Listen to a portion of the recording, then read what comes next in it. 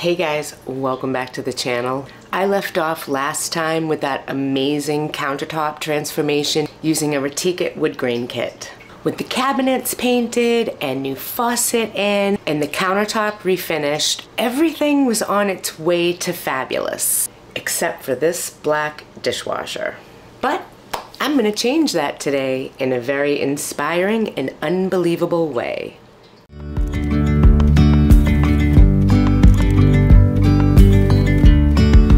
Yesterday, there was sun and there was rain, beauty in the mundane. I have this vision in my head about how I want every detail of my kitchen to look, and I can promise you this is not in that vision. This dishwasher is about 25 years old and it's just absolutely ugly. A total eyesore. Problem is, it works perfect.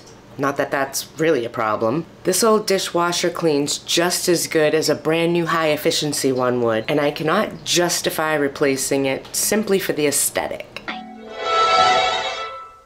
Okay, that's a total lie. I would totally replace this for the aesthetic. Scott won't let me. So here we are.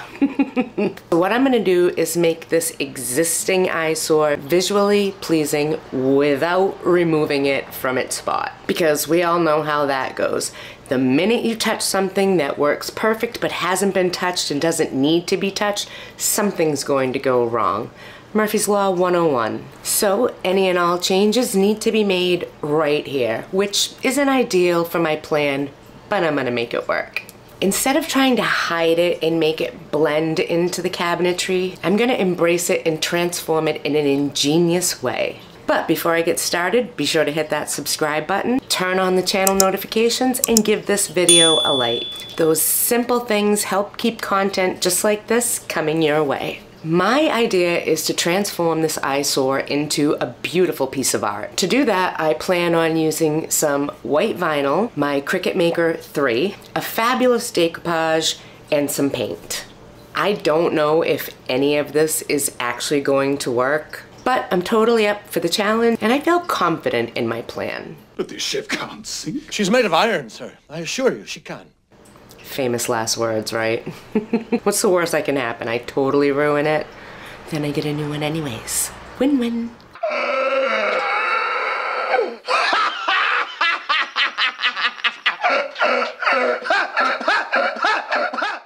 I'm just kidding. I really want this to work. I really want to see how this comes out. To start, the first thing I did was clean the entire piece using Dawn dish soap.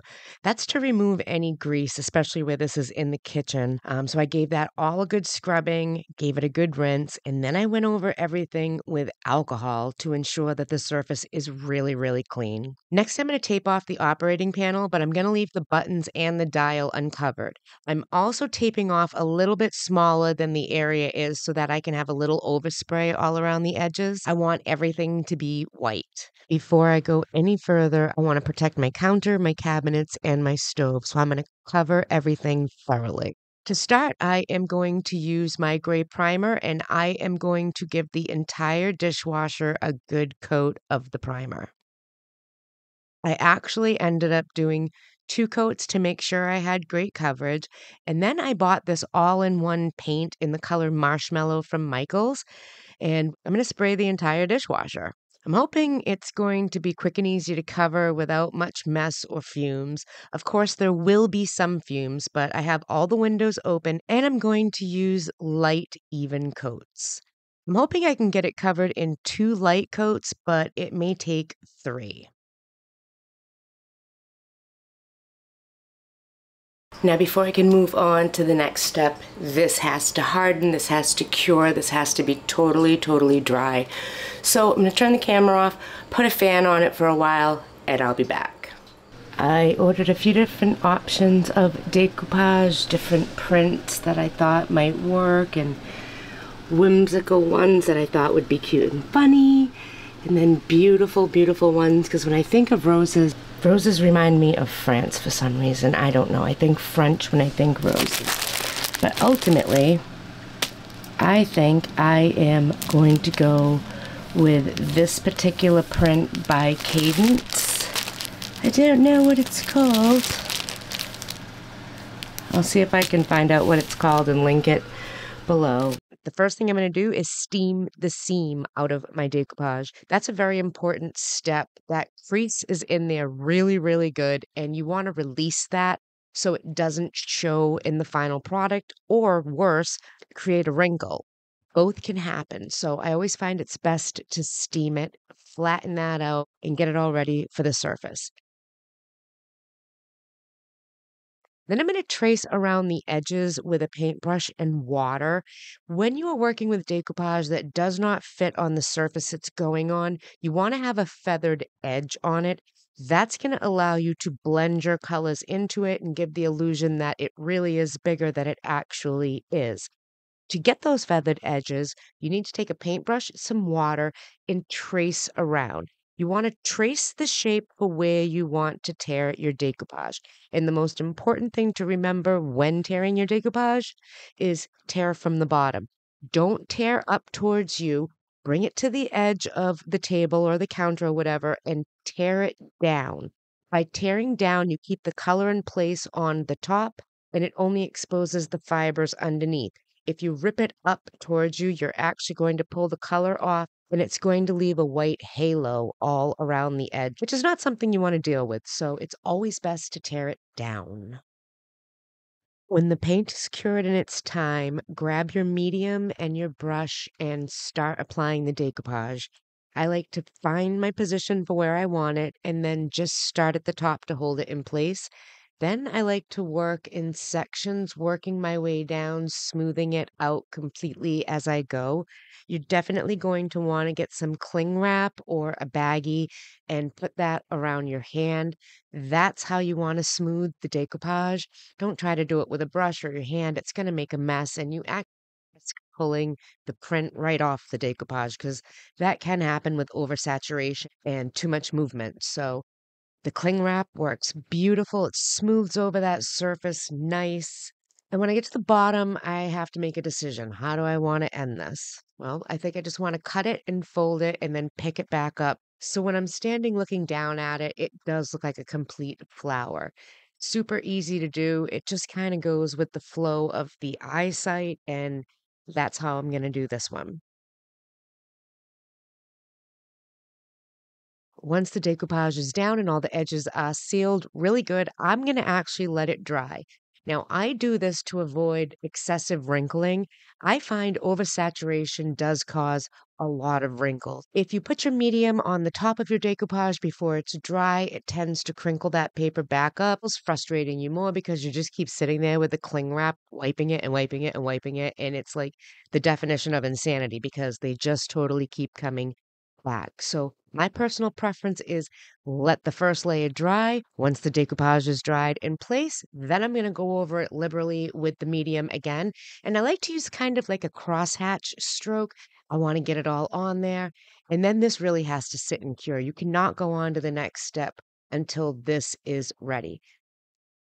I'm going to pull off the covering on the counter and on the cabinets, and I want to kind of see how this looks. I'm excited, but I'm really nervous. I want it to look good, you know what I mean? And I've never done this before, and I don't know how it's going to look. So I'm going to pull it off and let's see what we have. I have to say, so far I am really impressed. It's a much brighter white, but we'll see.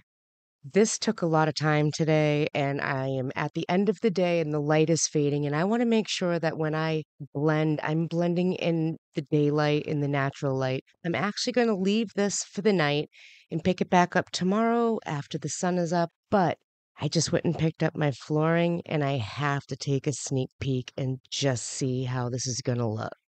Beautiful. This is exactly what I saw in my head. And I love it when what I see in my head translates into real life and it works. And I cannot wait to get this floor in. My knees and my back can, but I can't wait to see it in. Morning, guys. It's the next day. We have beautiful light and I am ready to start blending my decoupage out. But before I get to that, I want to take a moment and thank today's video partner, Grub Terror. Grub Terra knows how much I love my chickens, and they were nice enough to send me some black soldier fly larvae treats for my girls. I love giving my flock treats, especially ones that are good for them. And these have 75% more calcium than regular mealworms, which means stronger shells from the hens and healthier feathers all around.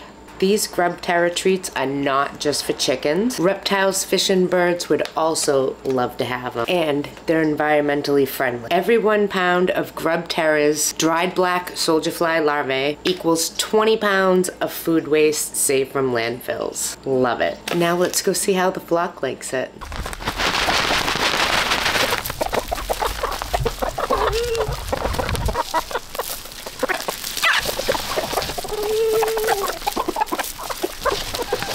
What do you think, guys?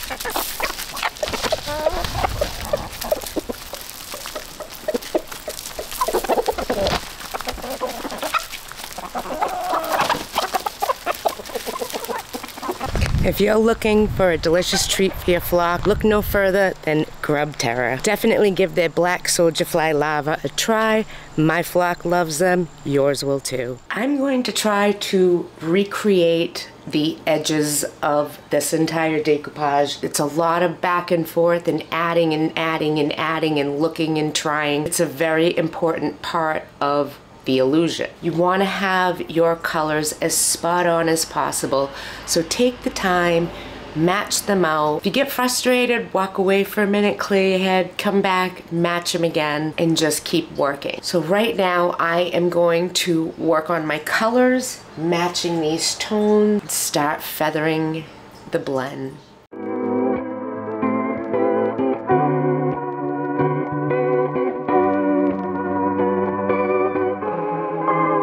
People in therapy are often there to deal with people in their lives who won't go to therapy. I have a job, it's actually quite fulfilling, though my hairline is thinning. I barely do anything else. I read self-help books, I do meditation, walks in the woods, a new destination. I sit with my feelings. Sometimes I'm even journaling. I got a full-time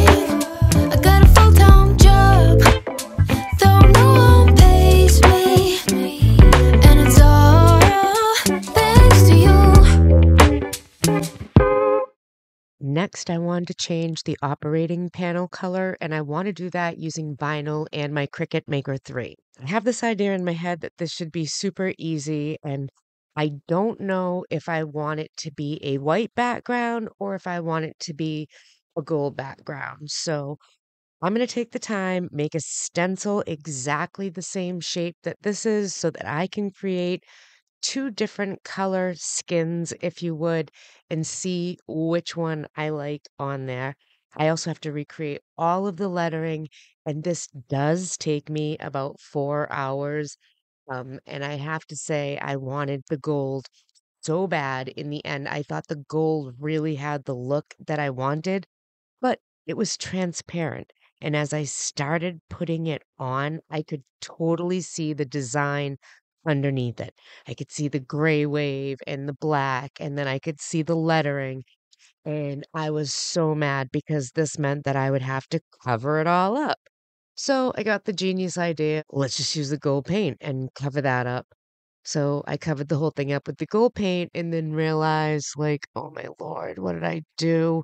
I actually didn't mind the way it looked with the black operating panel anymore, but I had it in my head that this was the DIY I was going to do, and I was going to do it even though I was kind of satisfied the way it looked before I started doing all this. I mean, this metallic paint, when it dries, it dries. I needed to get this color off, so I go running out to Scott and I'm like, I need something. And thank God he's an auto body guy and we own a shop, and he handed me some stuff that was like magic. It removed everything, and I was in awe that all of this was coming off because I totally expected this panel to be ruined. I really and truly did. And no, this is magic. I actually liked the gold around the edge of the operating panel, and I liked the gold around the button. So I decided to leave that on there, and I couldn't help but add a little personal touch to it. Took some extra trim that I found lying around, and coat of that Benjamin Moore white Dove paint that I used on the cabinets. I also sanded it to give it a little distressing finish, and I used it to frame off the dishwasher. It had these unsightly and uneven spaces on both sides of it, and I just kind of wanted to make it look a whole lot more cleaner and custom and built in. And by simply adding these two trim pieces on either side of the front panel, it made a huge difference. I am loving my designer dishwasher and how this came out. Who said art has to go on the wall? It totally doesn't. You can put art anywhere. I just literally put it on my dishwasher and look at how beautiful it came out. This is a one of a kind work of art designer dishwasher. And the best part is the total cost for this project was under $25, and look at this beautiful dishwasher. I had to put some of that new flooring down so I could get the whole picture and take it all in, and my vision is really coming full circle. I am starting to see it all happen, and it's happening on a budget because I don't have any money to do this. But look at what I just did with basically no money. And you could too. Do you have an ugly dishwasher like I did that works totally fine and you just can't spend the money to get a new one? Look at what you can do. The end result did change from the initial vision and concept, but I just adapted as I went and I let the piece dictate to me how it wants to look. And I'm just getting obsessed. Look at these counters. Look at this faucet. Look at these cabinets and this dishwasher. It's not an eyesore anymore. It's a gorgeous, one of a kind focal point in my kitchen. I didn't try to hide it like everybody does behind cabinetry or go the stainless steel route like everyone does. I went the unique way. I wanted to make it stand out in a beautiful way, and I accomplished that. I love how it looks. Flooring is going to look gorgeous. Everything's coming together. There's still so much more to do, but I love where I'm headed. Scott's working diligently on the new studio, but it's not quite ready yet. But that's okay because that gives me time to take care of the things I need to inside, like these windows, flooring. I've got demo. So many good things are still coming your way. So if you haven't hit that subscribe button, now would be a great time to consider doing so. Give my designer dishwasher video a thumbs up, and I will see you guys next time on the flip side. Bye. Got a full-time job, though no one